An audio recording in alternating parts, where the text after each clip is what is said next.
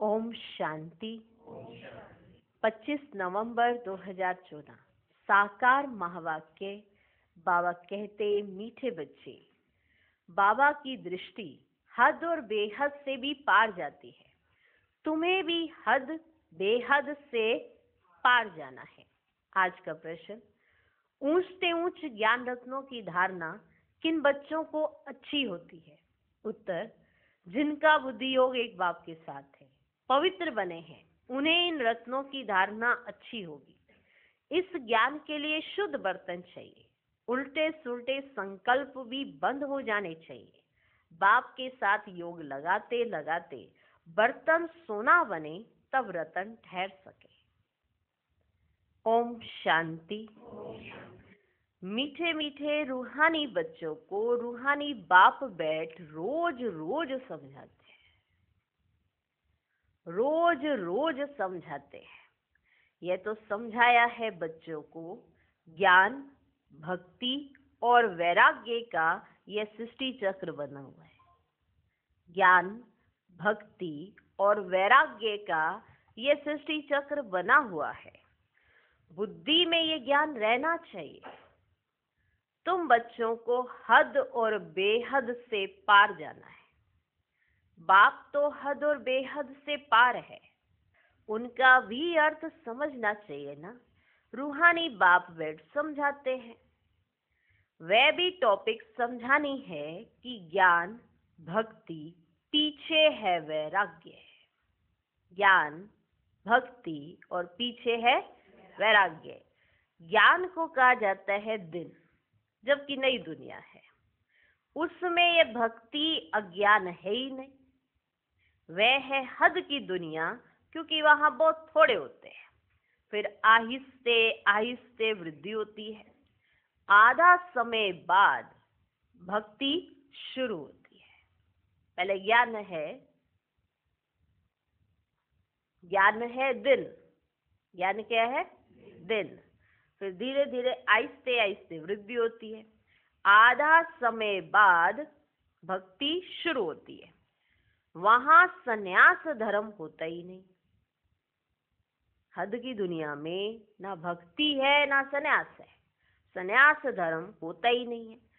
संन्यास व त्याग होता नहीं। कहाँ होता ही नहीं, ना संन्यास ना कोई त्याग। आधा समय बाद भक्ति शुरू होती है। जब आधा समय बीत जाता है, माना 2500 वर्ष बीत गए, तो भक्ति शुरू होती है। पता चल गया? फिर बाद में सृष्टि में वृद्धि होती जाती है। बाद में सृष्टि की वृद्धि होती जाती है। ऊपर से आत्माएं आती जाती है। यहाँ वृद्धि होती रहती, हद से शुरू होती है, बेहद में जाती है। हद माना सतयुग, बेहद माना कलयुग। तो वहां से वृद्धि धीरे धीरे होती है। फिर बेहद में आते आते वृद्धि बहुत हो जाती है, बेहद में आ जाती है। बाप की तो हद और बेहद से पार दृष्टि जाती है। हद में भी नहीं रहती, ना बेहद में रहती है, उससे भी पार दृष्टि जाती है। जानते हैं हद में कितने थोड़े बच्चे होते हैं। हद माना सत्य, वहां कितने थोड़े बच्चे होते हैं। फिर रावण राज्य में कितनी वृद्धि हो जाती है। अब तुमको हद और बेहद से भी पार जाना है। सतयुग में कितनी छोटी दुनिया है, वहां संन्यास व वैराग्य आदि होते ही नहीं है। बाद में द्वापर से लेकर फिर और धर्म शुरू होते हैं। ये हद और बेहद का चक्र है ना, बाबा ने पहले समझा दिया। ये हद और बेहद का चक्र है। ज्ञान, भक्ति, वैराग्य का चक्र है। तो ज्ञान समझ आया, भक्ति समझ आ रही है, फिर वैराग्य की भी बात बाबा करते हैं। तो इन तीनों बातों पे पूरा सृष्टि चक्र चल रहा है। समझ में आया? हद और बेहद। हद से आते आते हम बेहद में आ जाते हैं, माना सतयुग से आते आते कलयुग में आ जाते हैं, वरना बेहद में आ गए। अभी हमें सतयुग और कलयुग से भी पार जाना है। ठीक है? सतयुग में कितनी छोटी दुनिया है, वहां संन्यास व वैराग्य आदि होता ही नहीं। बाद में द्वापर से लेकर फिर और धर्म शुरू होते हैं। संन्यास धर्म भी होता है जो घर बार का संन्यास करते हैं। सबको जानना तो चाहिए ना। अब ये सब बातें हैं तो हम ये सब बातें जानते हैं किसके द्वारा? बाबा के द्वारा। अपने आप ऑटोमेटिक थोड़ा जानते हैं। बाबा आए तो बाबा ने समझाया ज्ञान क्या है, भक्ति क्या है और वैराग्य क्या है। तो सबको तो जानना चाहिए ना। उनको कहा जाता हठ योग और हद का संन्यास। सिर्फ घर बार छोड़ जंगल में जाते हैं। द्वापर से भक्ति शुरू होती है, ज्ञान तो होता ही नहीं। ज्ञान तो होता ही नहीं। ज्ञान माना सत्युग त्रेता सुख, भक्ति माना अज्ञान और दुख। ये अच्छी रीति समझाना होता है। फिर दुख और सुख से पार जाना है। हद बेहद से पार माना कहाँ जाना है? हद और बेहद से पार। मनुष्य जांच करते हैं ना, कहाँ तक समुद्र है, आसमान है, बहुत कोशिश करते हैं परंतु अंत पा नहीं सकते। कोशिश बहुत करते हैं परंतु अंत तो पा नहीं सकते हैं। एरोप्लेन में जाते हैं, उसमें भी इतना तेल चाहिए ना जो फिर वापस भी आकर लौट सके। बहुत दूर तक जाते हैं परंतु बेहद में जा नहीं सकते। बहुत दूर तक जाते हैं परंतु बेहद में जा ना सके। हद तक ही जाएंगे। तुम तो हद बेहद से भी पार जाते हो। अभी तुम समझ सकते हो पहले नई दुनिया में हद है। नई दुनिया में हद है ना। बहुत थोड़े मनुष्य होते हैं, उसको क्या कहा जाता है? बहुत थोड़े मनुष्य होते हैं, उसको कहा जाता है सतयुग। तुम बच्चों को रचना के आदि मध्य अंत की नॉलेज होनी चाहिए ना। होनी चाहिए ना। होनी चाहिए। यह नॉलेज और कोई में है ही नहीं। तुमको समझाने वाला बाप है, जो बाप हद और बेहद से पार है।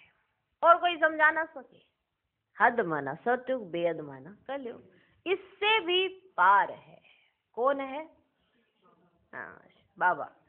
इससे भी पार है। रचना के आदि मध्यंत का राज समझाते हैं, फिर कहते इससे पार जाओ। राज समझा देते, फिर कहते इससे पार जाओ। वहां तो कुछ भी रहता ही नहीं है।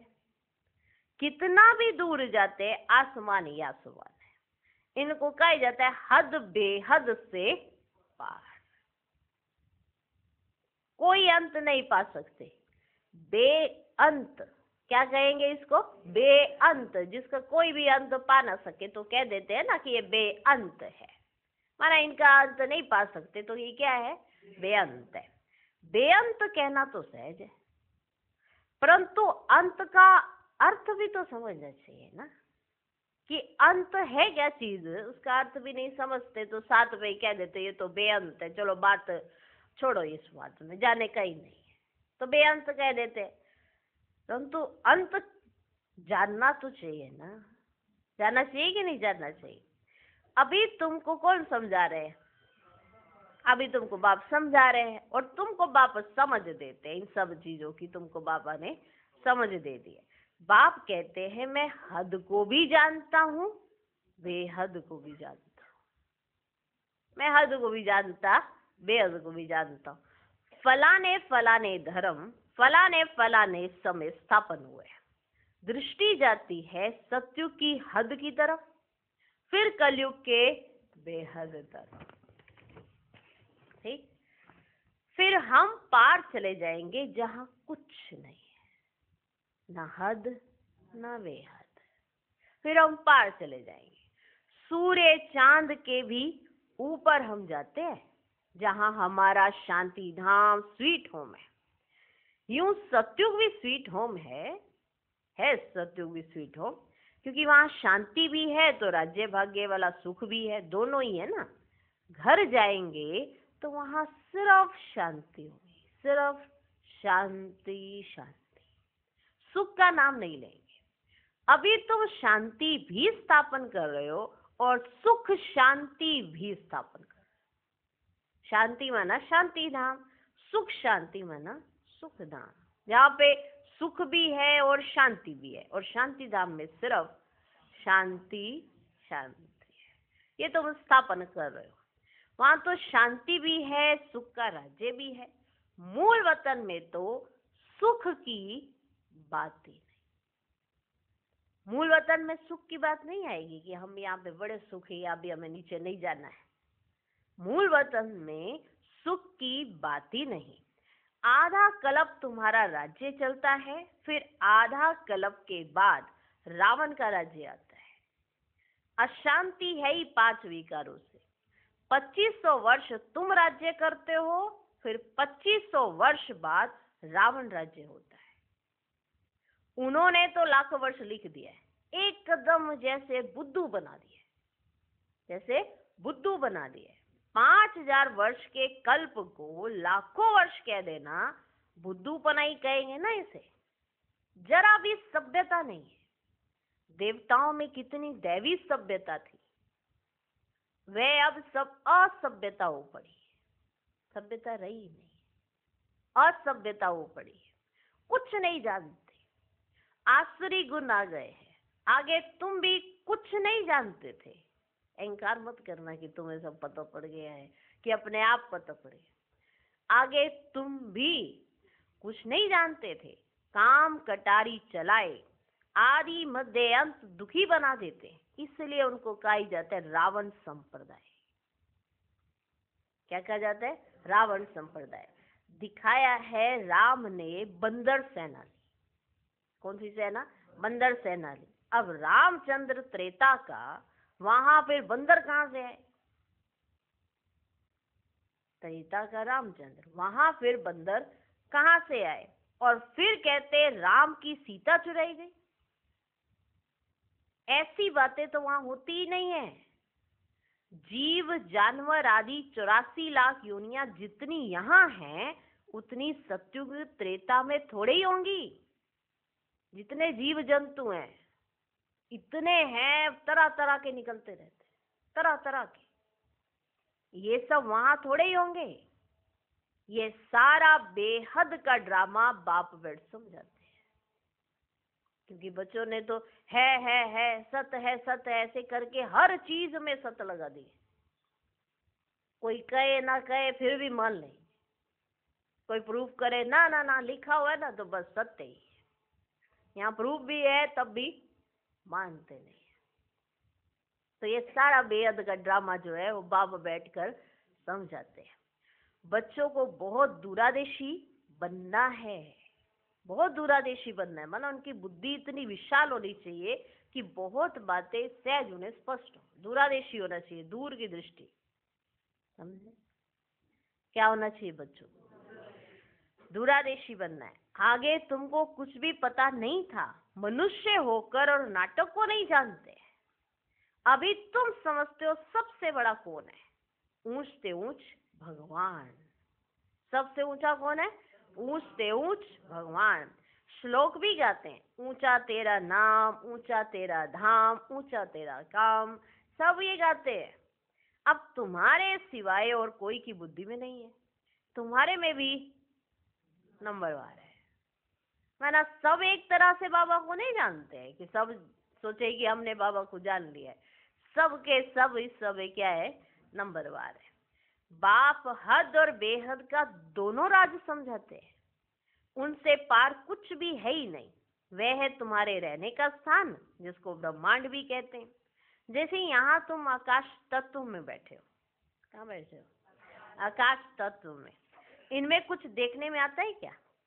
आपको दिख रहा है? आप आकाश तत्व में हो, दिखाई दे रहा है? कुछ कुछ देखने में आता है क्या? रेडियो में कहते हैं आकाशवाणी। अब ये आकाश तो बेअंत है, ये आकाश तो बेअंत है, अंत पा ही नहीं सकते। तो आकाशवाणी कहने से मनुष्य क्या समझेंगे? ये जो मुख है, ये जो मुख है, यह है पोलार। यह है पोलार। मुख से आवाज निकलती है। ये भी आकाश तत्व है ना, आवाज निकलती है। कैसे साउंड आपके कान में कैसे जा रही है? ऐसे ये यहाँ से निकली है तो यहाँ जा रही है ना।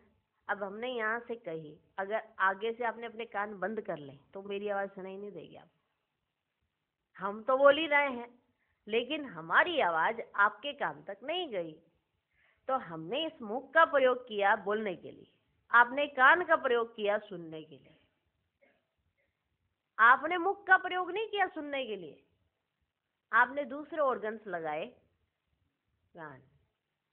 क्योंकि जब हमने मुख से बात की तो ये आवाज ऐसे आकाश में से होती होती, ये पोलार में से ऐसे होती होती आप तक, आपके कान तक आई और फिर आपने सुन ली। ये आकाशवाणी बड़ी अच्छी थ्योरी है। तो जिसे कहते हैं ना ज्योग्राफी, हिस्ट्री तो बाबा समझा ही रहे हैं, ज्योग्राफी भी समझा देते हैं। पूरा सिस्टम हमें समझ है, कैसे कैसे ये आवाज जाती है। लोग इस पर रिसर्च करते हैं, कितनी वेव्स से आ रही है, अल्फा गामा थीटा, कितने वेव्स हैं, कितने ऐसे रिएक्शंस हैं, कितनी रेजेस आ रही है, कितने स्पीड से वॉल्यूम आई है, या कितना स्पीड बढ़ाना है। ये सब क्या है? वो चल कुछ कहाँ रहा है आकाश तत्व में। पृथ्वी गोल गोल घूम रही है, पर आपको एहसास नहीं है कि आप गोल गोल घूम रहे हो। ऐसे ही कोई झूले में आपको गोल गोल घुमाए तो आपको पता ना लगे, ऐसा तो हो ही नहीं सकता, पता पड़ेगा ना। लेकिन ये पृथ्वी गोल गोल घूम रही है, लेकिन हमको पता ही नहीं है। सोचो कि इतनी बड़ी कुदरत है। देखो, हम रह रहे हैं, सब कुछ कर रहे हैं, लेकिन हमको ये नहीं पता ये गोल गोल गोल गोल ये आकाश तत्व में कैसे कैसे घूम रहे हैं। तो बड़ी वंडरफुल थ्योरी है। ये तो भगवान ने हमको समझा दिया, नहीं तो कहाँ से समझ आनी थी। और साइंस ने कितनी रिसर्च करनी शुरू कर दी, ये कहाँ है, वो कहाँ है, आप कहाँ बैठे हो, वो भी आप अपना मैप देखो, वहाँ पे फट से पता चल जाएगा कि आप इस समय पूरे ग्लोब के अंदर कौन से स्थान पर बैठे हो। दुनिया को पता पड़ेगा कि आप कहाँ बैठे हो। आपके पास एक ट्रांसमीटर जरूर होना चाहिए, वो आपका फोन। जीपीआरएस खोल दो, चलो काम हो गया। वो सब का आप लेके घूमो, और आप नहीं, वो फोन ही आपको बता देगा उसका कि आप कहाँ पे हो इस समय। लोग पहुंच जाएंगे आपके पास, हो गया काम। हर चीज आप ऐसे ही अपना शरीर लेके, ये शरीर के अंदर आत्मा है, इसलिए इसे परमात्मा जानता है कि आप कहाँ बैठे हो।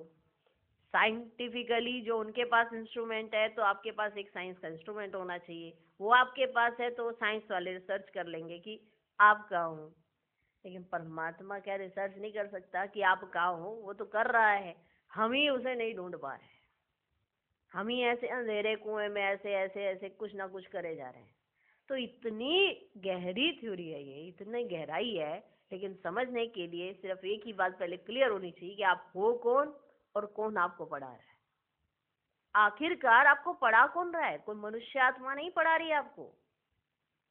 कौन पढ़ा रहा है ये हमारी बुद्धि में स्पष्ट होना चाहिए। फिर उस चीज का आपको नशा चढ़ेगा, और वो नशा आपकी वाणी में से निकलेगा तो आकाश तत्व में फैलेगा। कहते वाइब्रेशन क्या होते हैं? आत्मा अपने साथ लेकर क्या चलती है? वाइब्रेशन लेकर चलती है। वाइब्रेशंस में ही चल रहे हैं ये पूरा, इसलिए वो दिखाते हैं साइंटिफिकली। ये देखो कितनी सारी रेजेस हैं। अभी आज मोबाइल है, अब उसमें कुछ नहीं ऐसे दिखाई थोड़ा दे रहा है कि क्या रेजेस हैं, लेकिन एक सूक्ष्म रेज है जिसके ये टावर के साथ जुड़ा हुआ है, जिसकी वजह से फोन आएगा। सूक्ष्म थे, अति सूक्ष्म, वो भी आंखों से नहीं दिखाई देते। जब आज के इंस्ट्रूमेंट्स को हम इन आंखों से नहीं देख पा रहे हैं, उसके लिए भी सूक्ष्म इंस्ट्रूमेंट चाहिए, तो फिर हम आत्मा परमात्मा को देख पाएंगे? उसके लिए भी तो हमारी बुद्धि कितनी पवित्र होनी चाहिए कि ये समझ सकें कि रियल में परमात्मा है कौन। तो बुद्धि कितनी सोने की होनी चाहिए जिसके अंदर ये ज्ञान रतन ठहर सके। ये इतनी सारी बातें, इतना सारा ज्ञान हमारी बुद्धि में ठहरे, उसके लिए बुद्धि पवित्र होनी चाहिए। स्पष्ट सी बात है। कई पूछते हैं पवित्रता क्यों जरूरी है? ऐसे ही नहीं क्या भगवान मिल सकता? ऐसे तुम भगवान को नहीं मिल सकते। भगवान तो तुम्हें आके मिलता ही है। भक्ति मार्ग में भी वो तुम्हें साक्षात्कार कराता था, लेकिन तुम्हें तृप्ति नहीं होती थी। आज तुम्हें तृप्ति कराने के लिए वो यही कहता है कि मेरे समान बनो, तब तुम तृप्त होंगे। और क्या है? तुम्हें साक्षात्कार कराया था भक्ति मार्ग में, तृप्त हुए? नहीं हुए। क्योंकि मैं तो ये जानता हूँ तुम्हारी तृप्ति कैसे हो सकती है, पर तुम खुद ही नहीं जानते हो कि तुम्हारी तृप्ति कैसे हो सकती है। तो मैं तो तुम्हें बताऊंगा ना तुम तृप्त कैसे हो सकते हो। मेरे समान बनो, अब मुलाकात करो, तृप्त तृप्त। ठीक है जी। तो बात हो रही थी आकाशवाणी की। तो आकाशवाणी कहने से मनुष्य क्या समझेंगे? ये जो मुख है, ये है पोलार। मुख से वाणी निकलती है, ये तो कॉमन बात है। मुख से आवाज निकलना, जिसको आकाशवाणी कहा जाता है। बाप को भी आकाश द्वारा वाणी चलानी पड़े, बाप को भी चलानी पड़े ना। तुम बच्चों को अपना भी राज सारा बताया है, बाबा ने अपना भी राज सारा बताया तुम बच्चों को। तुमको निश्चय होता है बहुत सहज। जैसे हम आत्मा है, वैसे बाप भी परमात्मा है, ऊंच से ऊंच आत्मा है ना। सबको अपना अपना पार्ट मिला हुआ है। सबसे ऊंच से ऊंच भगवान, फिर प्रवृत्ति मार्ग का युगल मेरू। सबसे ऊंच से ऊंच भगवान, फिर प्रवृत्ति मार्ग का युगल मेरू। फिर नंबर वार माला देखो कितनी थोड़ी है, फिर सृष्टि बढ़ते बढ़ते कितनी बड़ी हो जाती है। युगल मेरू कौन है? कितने, और फिर माला बड़ी होती है, धीरे धीरे बड़ी होती जाती है। सृष्टि भी धीरे धीरे फिर बढ़ती जाती है। कितने करोड़ दानों अर्थात आत्माओं की माला है। ये सब है पढ़ाई। आप जो समझाते हैं उनको अच्छी रीति बुद्धि में धारण करो, अच्छी रीति बुद्धि में धारण करो उन सब बातों को। झाड़ की डिटेल तो तुम सुनते रहते हो। बीज ऊपर में है, यह वैरायटी झाड़ है। इनकी आयु कितनी है? इस झाड़ की आयु कितनी है? झाड़ वृद्धि को पाता रहता है तो सारा दिन बुद्धि में यही रहे। इस सृष्टि रूपी कल्प वृक्ष की आयु बिल्कुल एक्यूरेट है।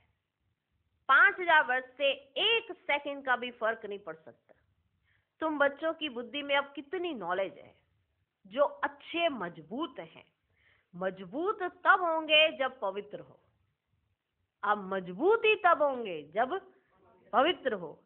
इस नॉलेज की धारणा करने के लिए सोने का बर्तन चाहिए। इतनी गुये गुये नॉलेज है, इसकी धारणा करने के लिए सोने का बर्तन चाहिए। फिर ऐसा सहज हो जाएगा जैसे बाबा के लिए सहज है। फिर ऐसा सहज हो जाएगा जैसे बाबा के लिए सहज है ना, फिर तुम बच्चों के लिए भी ऐसा सहज हो जाएगा। फिर तुमको भी कहेंगे मास्टर नॉलेजफुल, जैसे बाबा के लिए कहते हैं ना मास्टर नॉलेजफुल, ऐसे तुम्हारे लिए भी कहेंगे। फिर तुम बच्चे भी वैसे हो जाएंगे। फिर नंबरवार पुरुषार्थ अनुसार माला का दाना बन जाएंगे।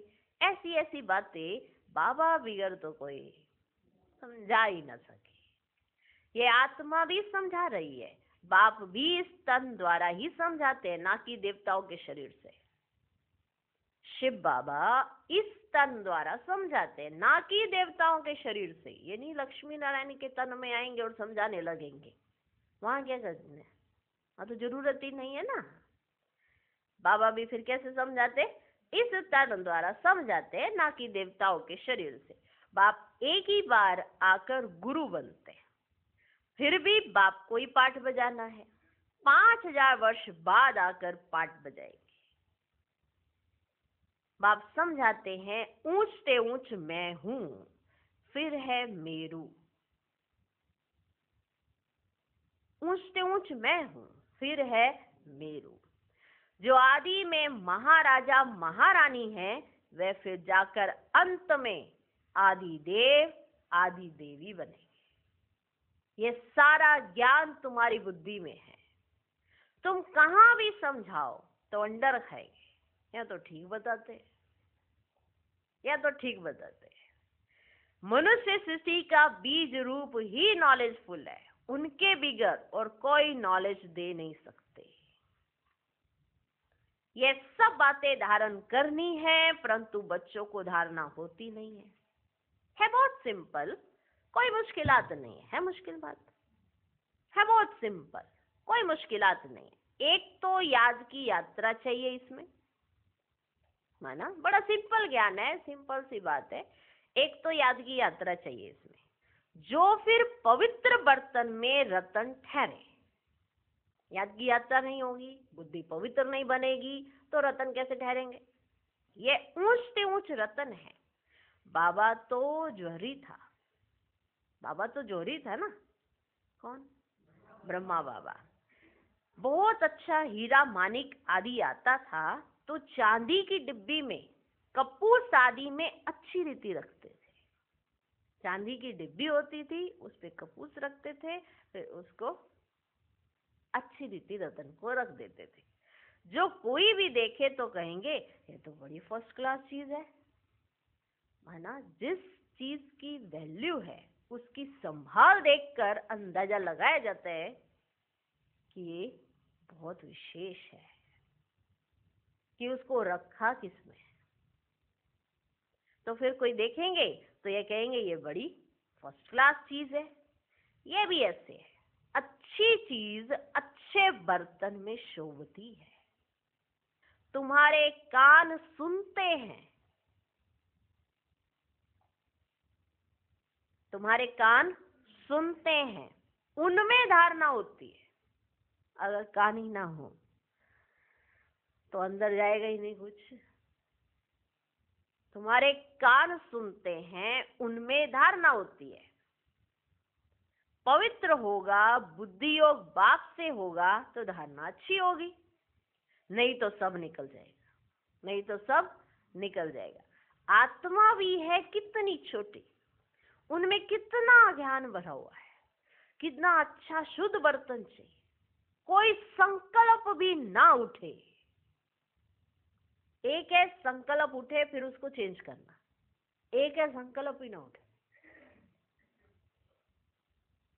कोई संकल्प भी ना उठे, उल्टे सुलटे संकल्प सब बंद हो जाने चाहिए। सब तरफ से बुद्धि योग हटाना है। मेरे साथ योग लगाते लगाते बर्तन सोना बना दो जो रतन ठहर सके, फिर दूसरों को दान करते रहेंगे। भारत को महादानी कहा जाता है। वे धन दान तो बहुत करते हैं, परंतु यह है अविनाशी ज्ञान रत्नों का दान। देह सहित जो कुछ है वह सब छोड़कर एक के साथ बुद्धि का योग रहे। हम तो बाप के हैं, इसमें ही मेहनत लगती है। हम तो बाप के हैं, इसमें ही मेहनत लगती है। तो भूल जाते हैं ना किसके हैं, इसमें ही मेहनत लगती है। किसमें मेहनत लगती है? हम तो बाप के हैं और हमें अपना बुद्धि रूपी बर्तन कैसा बनाना है? कैसा बनाना है? सोने का। कैसा बनाना है? सोने का। एम ऑब्जेक्ट तो बाप बतला देते हैं ना। पुरुषार्थ करना बच्चों का काम है। अब ही इतना उच्च पद पा सकेंगे। कोई भी उल्टा सुल्टा संकल्प व विकल्प ना आए, कोई भी। बाप ही नॉलेज का सागर हद बेहद से पार है। बाप बैठ समझाते हैं। तुम समझते हो बाबा हमको देखते हैं, तुम समझते हो बाबा हमको देखते हैं, परंतु हम तो हद बेहद से पार ऊपर चला जाता हूं। तुम समझते बाबा हमको देखते हैं, परंतु हम तो हद बेहद से पार ऊपर चला जाता हूं। मैं रहने वाला भी वहां का हूं, तुम भी हद बेहद से पार चले जाओ। संकल्प विकल्प कुछ भी ना आए, इसमें मेहनत चाहिए। कोई भी संकल्प और विकल्प ना आए, इसमें मेहनत चाहिए।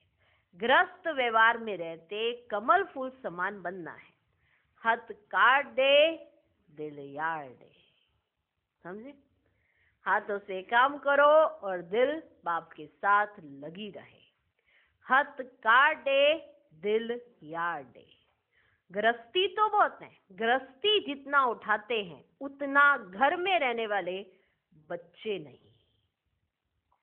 गृहस्थी जितना उठाते हैं उतना घर में रहने वाले बच्चे नहीं। सेंटर चलाने वाले, मुरली चलाने वाले भी नापास हो जाते हैं और पढ़ने वाले ऊंच चले जाते हैं। आगे तुमको सब मालूम पड़ता जाएगा। बाबा बिल्कुल ठीक बताते। हमको जो पढ़ाते थे उनको माया खा गई। महारथी को माया एकदम हप कर गई, है ही नहीं। मायावी ट्रेटर बन जाते। विलायत में भी ट्रेटर बन पड़ते हैं ना, कहाँ कहाँ जाकर शरण लेते हैं। जो पावरफुल होते हैं उस तरफ चले जाते हैं। इस समय तो मौत सामने है ना, तो बहुत ताकत वाले पास जाएंगे। अभी तुम समझते हो बाप ही पावरफुल है, बाप है सर्वशक्तिमान, हमको सिखलाते सिखलाते सारे विश्व का मालिक बना देते हैं। वहां सब कुछ मिल जाता है, कोई अप्राप्त वस्तु नहीं होती जिसकी प्राप्ति के लिए हम पुरुषार्थ करें। वहां कोई ऐसी चीज होती नहीं जो तुम्हारे पास ना हो, वहां कोई ऐसी चीज होती नहीं जो तुम्हारे पास ना हो। सो भी नंबरवार पुरुषार्थ अनुसार पद पाते हैं। बाप बिगर ऐसी बातें कोई नहीं जानते, सब है पुजारी। भल बड़े बड़े शंकराचार्य आदि हैं, बाबा उन्हों की महिमा भी सुनाते हैं। बाबा ने कभी ऐसा नहीं कहा कि वो ऐसे करते वैसा करते, बाबा उन्हों की महिमा भी सुनाते हैं। पहले पवित्रता की ताकत से भारत को बहुत अच्छा थमाने निमित्त बनते हैं। उन्होंने पवित्रता को अपनाया है, जिसके बल पर उन्होंने भारत को थाम के रखा, उसके वो निमित्त बनते हैं। भगवान महिमा गाते हैं उनकी। सो भी जब सतो प्रधान थे, अभी तो तमो प्रधान है। उनमें क्या ताकत रखी है? अभी तुम जो पुजारी थे, सो फिर पूज्य बनने का पुरुषार्थ कर रहे हो ना। अभी तुम्हारी बुद्धि में सारा ज्ञान है। क्या है तुम्हारी बुद्धि में? अभी तुम्हारी बुद्धि में सारा ज्ञान है। बुद्धि में धारणा रहे और तुम समझाते रहो। बाप को भी याद करो, बाप ही सारे झाड़ का राज समझाते हैं। बच्चों को मीठा भी ऐसा बनने का है। युद्ध है ना, माया के तूफान भी बहुत आते हैं, सब सहन करना पड़ता है। बाप की याद में रहने से तूफान सब निकल जाएंगे। बच्चे जो तुम्हारे ऊपर तूफान आ रहे हैं ना, वो सब निकल जाएंगे, चले जाएंगे। हातम ताई का खेल बताते हैं ना, मुलरा डालते थे, माया चली जाती थी। मुलरा निकालने से माया आ जाती थी। छुई मुई होती है ना, हाथ लगाओ तो मुरझा जाते हैं। देखिए छुई मुई का पौधा देखा है, उसको हाथ लगाओ तो मुरझा जाती है। माया बड़ी तीखी है, इतना ऊंच पढ़ाई पढ़ते पढ़ते बैठे बैठे गिरा देती है। इसलिए बाप समझाते रहते हैं, अपने को भाई भाई समझो, अपने को भाई भाई समझो, तो फिर हद बेहद से पार चले जाएंगे। शरीर ही नहीं तो फिर दृष्टि कहाँ जाएगी? इतनी मेहनत करनी है, सुनकर फा नहीं हो जाना है।